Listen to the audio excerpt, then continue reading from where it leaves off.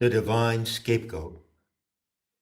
In considering why some Europeans committed genocide and massive destruction of nature in the New World, an historical pattern that is by no means over, but continues furiously on a global scale, with corporate tools of destruction now at the forefront of the assault, I initially proposed that the victim-perpetrator bond works in the course of history, as it is known to work in dysfunctional families. We have seen that the Redeemer complex, the dynamic core of salvationist belief, asserts the redemptive value of suffering in such a way that it legitimates and even sanctifies suffering. On top of all that, the victim-perpetrator bond makes suffering extremely contagious. The invaders of the New World were descendants of indigenous peoples whose way of life had been destroyed by carriers of the Palestinian Redeemer complex, as if by a biological plague. Infected by the same virus, they in turn, some of them at least, destroyed the way of life of the indigenous people of the Americas. Like the Christians who converted their distant ancestors to the Redeemer complex, the invaders believed in a God who could redeem sin, and this belief permitted them to commit sin, to inflict suffering in his cause, and even to feel sanctimonious about it. Spanish mercenaries burned the natives of Central America by 13s, quote, in honor of our Redeemer and the 12 apostles. Bartholomew de las Casas reported. So this is the main professor reading from chapter 18 of Not in His Image. With that opening passage, I will present the entire chapter as a sort of prelude to comments that I want to make for Dakini Weather Watch number 6, which is titled Azazel and Arman. By the way, you may note as I continue, if some of you would care to follow the text that I'm reading, or eventually consult with it, that I've modified the language slightly. For instance, in the first sentence I say, in considering why some Europeans committed genocide. Certainly in the next revision of Not in His Image, I would add that word and I would place it in italics for emphasis. It was not by any means all the European colonialists and settlers who came to the New World who committed genocide upon the native peoples of the Americas.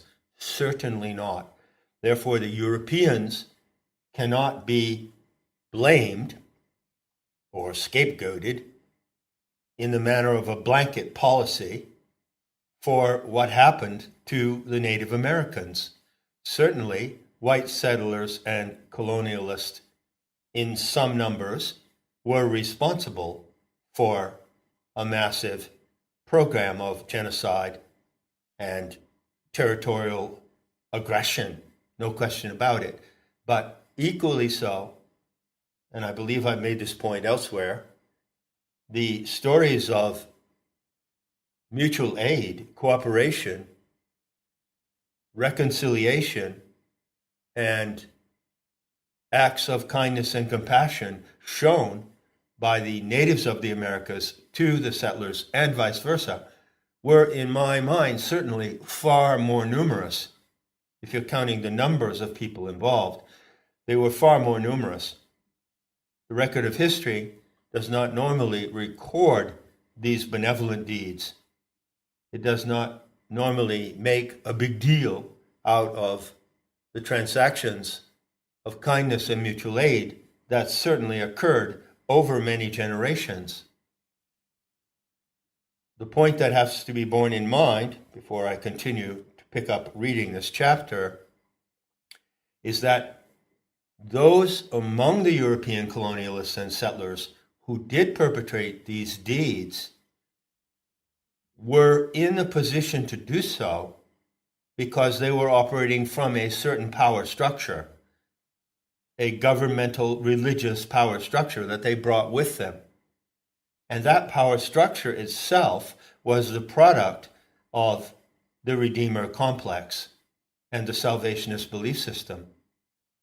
So it must be said, to set the record straight, that some colonialists were in a position of power, military power and otherwise, that allowed them to commit and perpetrate these crimes. They served the system to which they belonged. They were instruments of that system. So to that extent, my primary thesis holds up very well. Some of you may know that in the introduction to Not in His Image, I pointed out that I am, to my knowledge, the only historian who has applied the theory of abuse bonding in dysfunctional families to the historical record. Others may have made that observation here and there. I'm sure certain people have. I quote a few people who have made that observation or drawn the parallel, but I develop a comprehensive and straightforward correlation between abuse bonding and the perpetration of abuse and victim-perpetrator bonding in the family to the historical record.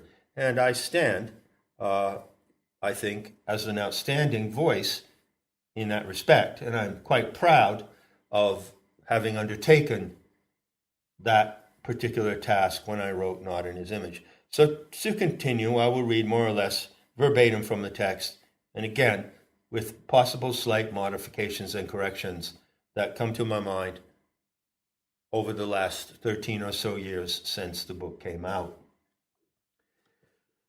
So to continue, subheading, The Divine Victim. The lethal insanity of the victim-perpetrator bond is staggering. The complicity of victims and perpetrators is a gruesome pact, but there is still a deeper dimension to this horror. Discussing the question of what, quote, makes God accessory to the manifest sinfulness of the human world, Alan Watts observed, quote, beyond this theological nightmare, there is the fascination of supernal masochism, end quote. The factor of supernal masochism comes to expression in what can be called victim-perpetrator collusion. The two parties are not merely complicit in their beliefs, they are intricately and intimately codependent in their actions.